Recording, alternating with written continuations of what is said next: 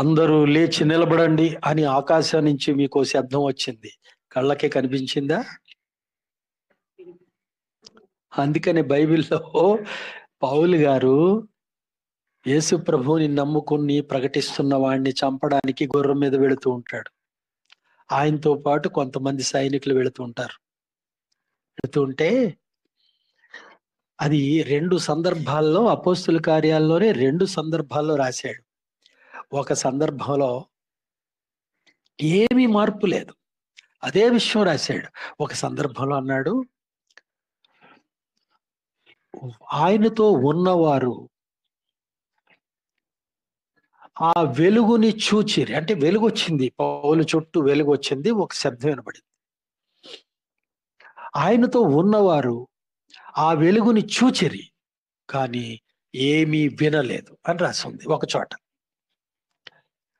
రెండో చోట ఆయనతో ఉన్నవారు ఆ శబ్దమును వినిరి కానీ ఏమీ చూడలేదు అని రాశారు. ఇది ముస్లిం ఒకడు పట్టుకొని, మీ బైబిల్ తప్పయ్యా, అక్కడేమో చూసాడని ఉంది, ఇక్కడ చూడలేదని, అక్కడ విన్నాడని ఉంది, ఇక్కడ వినలేడని ఉంది, ఏం బైబిల్ అన్నాడు. క్రైస్తవులందరా అయ్యో బలి పట్టుకున్నాడు రేడు, మనకంటే బాగా చదువుతున్నారు ముస్లింలు. బాగా చదువుతున్నారా? బాగా చదువుతున్నారా? బాగా చదువుతున్నారా?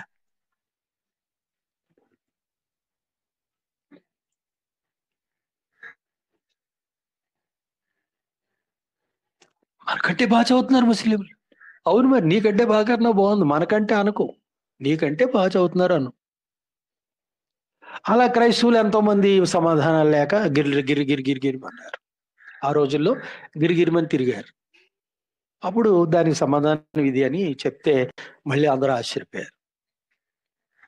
ఆ ముస్లింలకే చెప్పినా కూడా చెప్తే వాళ్ళు నోరు మూసారు, మళ్ళీ బయటికి వెళ్ళి మళ్ళీ ఇంకొకరి దగ్గర అదే ప్రశ్న వాగుతున్నారు. అందుకే వాళ్ళకు రూల్ పెట్టా, ఒకసారి నీకు జవాబు వచ్చి నువ్వు నోరు మూతపడే జవాబు వస్తే ఇక నువ్వు జన్మలా ప్రశ్న వేయకూడదు. ఆ రూల్ మీద ఉంటే రా మాట్లాడు, లేకపోతే మానే అన్న. ఆ కృపారావు గారికి తెలుసు ఎంతమంది ముస్లింలు వచ్చారో, మాట్లాడారో, ఎలా వెళ్ళిపోయారో ఆయనకు తెలుసు. ఆ భాషా గారికి కూడా తెలుసు. కనుక చూచిరి కానీ చూడలేదు, వింటిరి కానీ వినలేదు, వింటిరి కానీ చూడలేదు, చూచిరి కానీ వినలేదు, 2 చోట్ల 2. అప్పుడు ఇక్కడ మధ్యలో పౌలు గారు అనే వ్యక్తి ఉన్నాడు.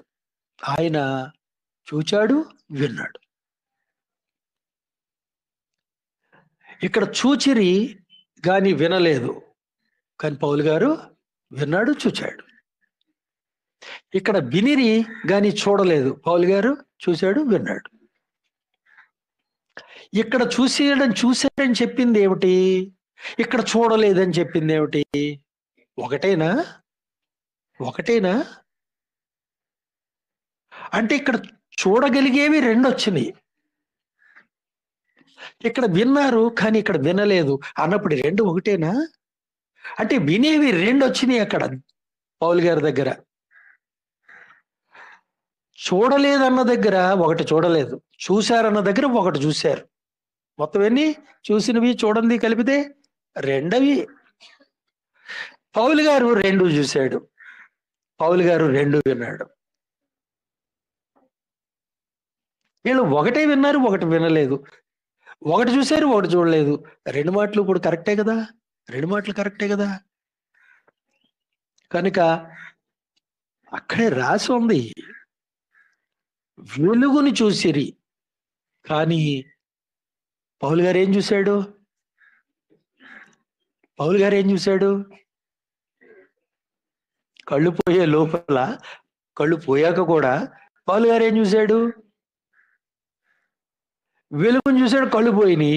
కళ్ళు పోయాక కనిపించింది ఏంటి? వెలుగుని చూశాడు, తనతో మాట్లాడుతున్న ప్రభువుని చూశాడు. కూడా ఉన్న వాళ్ళు ఏం చూశారు? వెలుగుని చూశారు, ఏం చూడలేదు? పౌలు చూసిన ప్రభువుని చూడలేదు. అక్కడ డోమ్మని ఒక పెద్ద శబ్దం వచ్చింది.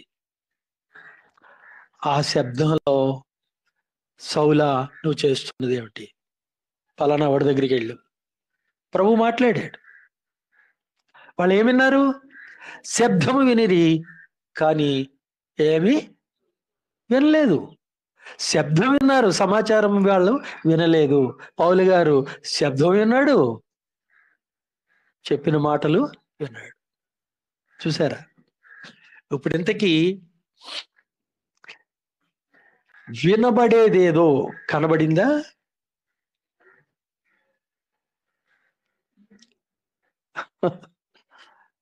వినబడేది ఎవరికైనా కనబడద్దండి. కనబడేది వినబడుతుందండి. తాబేలు కనబడింది. ఏమైనా వినబడిందా?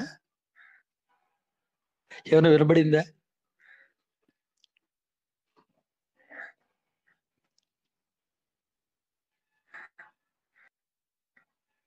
ఆ చెట్టు ఆ ఇంటి చాటు నుంచి కుక్క అరిచింది. ఏమైనా కనబడిందా?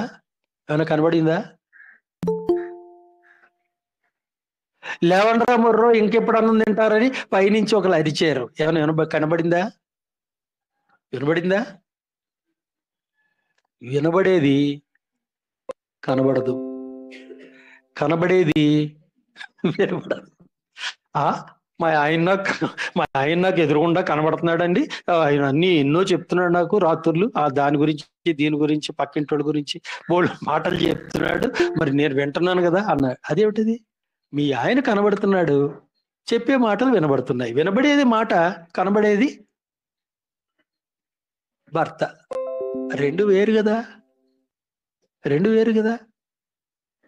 కనుక దేవుని వాక్యాన్ని అక్షర రూపంలో చేరవేస్తే, చూడండి, నా మాటలు వినిపించుకోండి, బాగా నేర్చుకోండి. నేను కూడా కష్టపడే నేర్చుకొని మాట్లాడుతున్నాను. వాక్కులను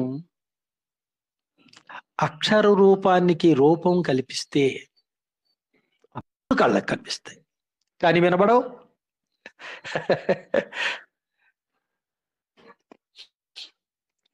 జీవవాక్యమును గూర్చినది ఇక్కడ రాసుందా? వినబడుతుందా? వినబడుతుందా? మీకు అందరికి వినబడుతుందా? వినబట్లేదా? వినబడుతుందా? అది అలా ఉండాలి. డబాయిస్తే ఊ అనేయడమే, డబాయించకు ఊ అనేయడమే. ఇక్కడ కనబడుతుంది. కనబడితే అలా వినబడుతుంది. వినబడితే నువ్వు చదవడం ఎందుకు? అమ్మ చదువు అంటే జీవవాయువు. ఏ అమ్మ అలా చదువుతున్నావు అంటే, ఆ రాత్రి మా ఇద్దరికి గొడవ అయింది. జీవవాక్యమును గూర్చినది చదివినప్పుడు కనబడింది అంతే. దాన్నే ఎవరైనా, నువ్వు చదివినప్పుడు కనబడింది, దాన్నే ఎవరైనా గట్టిగా చదివితే వినబడింది కదా. ఇప్పుడు ఎందుకు మనకి తెలిసిన విషయం ఏంటి? Very good. కనబడేది వినబడదు, వినబడేది కనబడదు. గుర్తుపెట్టుకున్నారా? ఇక్కడ చాలా లాజిక్ ఉంటది. మరి రానున్న పాట